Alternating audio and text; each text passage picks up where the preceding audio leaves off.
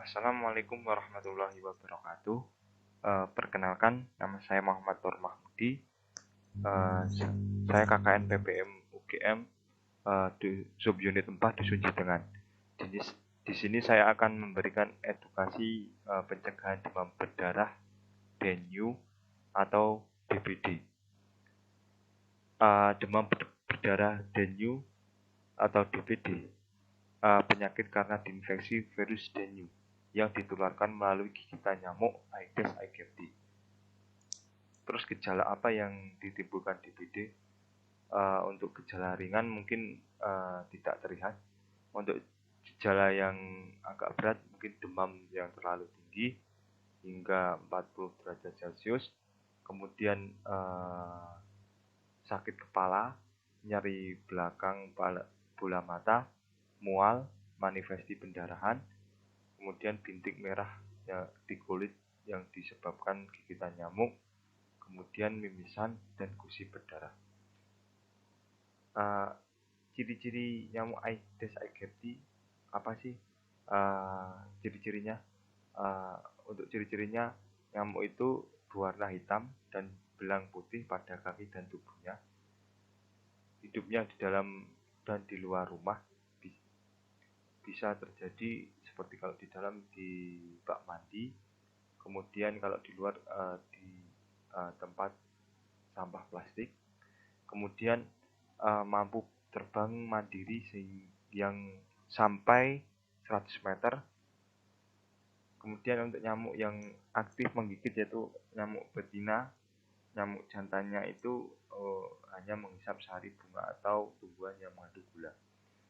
Umur nyamuk Aedes aegypti rata-rata 2 minggu, bisa dapat bertahan hingga 2 atau 3 bulan tergantung kondisi lingkungan di sekitar. Tempat perkembangan biak nyamuk Aedes aegypti.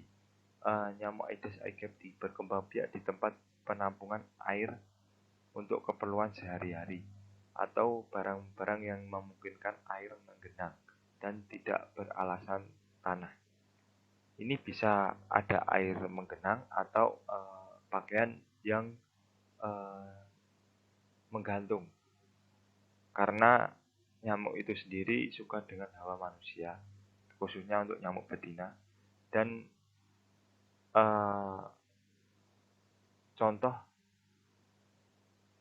perkembangbiakan nyamuk Aedes aegypti seperti di bak mandi di dinding bak mandi itu sangat riskan terjadi perkembangbiakan nyamuk Aedes aegypti. Kemudian drum penampung air, hingga perlu menutup penampung air sehingga tidak ada perkembangbiakan nyamuk Aedes aegypti. Kemudian yaitu di vas bunga, airnya di vas bunga kan terdapat air. Nah, dari air itu suka banget nyamuk di genangan air tersebut. Kemudian di sampah plastik. Pertolongan terhadap penderita DBD, yaitu tahap awal perbanyakan minum, kemudian kompres air hangat, mengkonsumsi obat penurun panas. Apabila tahapan awal tersebut masih belum reda demam yang ditimbulkan, konsultasikan segera ke tenaga medis atau dokter. Kerugian apa yang diakibatkan DBD? Yaitu kerugian sosial dan kerugian ekonomi. Untuk kerugian sosial yaitu kepanikan keluarga, kematian anggota keluarga, berkurangnya usia harapan hidup masyarakat. Untuk kerugian ekonomi yaitu biaya pengobatan mahal, karena biasanya pengobatan DBD itu paling tidak 3 atau 5 hari, sehingga perlu rawat inap. Untuk yaitu selanjutnya kehilangan waktu kerja, kemudian pengeluaran biaya lain seperti transportasi dan akomodasi. Faktor apa yang meningkatnya DBD? Yaitu kepadatan jenis vektor DBD, kepadatan penduduk, urbanisasi yang tak terkendali, peningkatan sarana transportasi, rendahnya kesadaran kebersihan lingkungan, dan perubahan iklim. atau istilahnya pancaroba kalau di Indonesia. Untuk pengendalian DBD itu sudah diatur dalam keputusan Menteri Kesehatan nomor 581 garis miring Kemenkes garis miring SK 8 tahun 1992 tentang pemberantasan demam berdarah. Kemudian untuk keputusan Menteri Kesehatan nomor 92 tahun 1994 tentang perubahan atas lampiran keputusan Menteri Kesehatan nomor 581. Untuk manajemen pengendalian vektor sudah diatur dalam peraturan Kementerian Kesehatan Republik Indonesia nomor 374 garis miring Kemenkes garis miring per garis miring Romawi 3 garis miring 2010 tentang pengendalian vektor. Bagaimana cara pencegahan DB? Pencegahan DB bisa dengan PSN 3M+. Apa itu PSN 3M+? Yaitu menguras, menutup tempat penampungan air, dan mendaur ulang barang-barang bekas.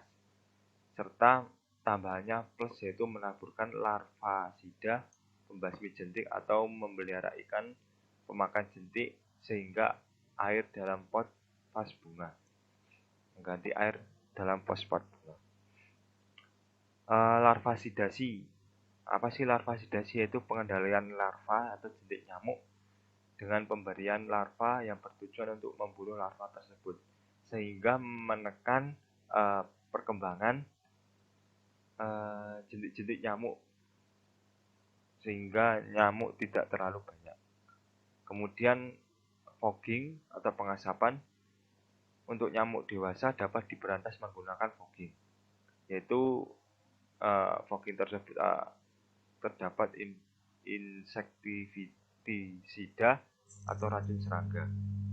Kemudian wadah atau kelompok kerja operasional demam berdarah dengue atau pokjanal atau DBD.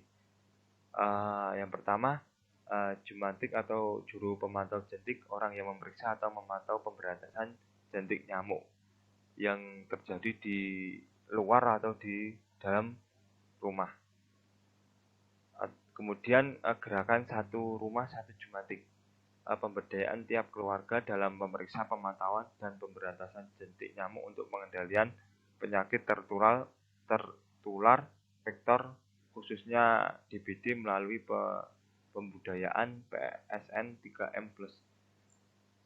Ini merupakan gerakan yang sangat baik karena untuk kondisi rumah itu kan yang mengetahui kan orang yang tempat tinggal di situ.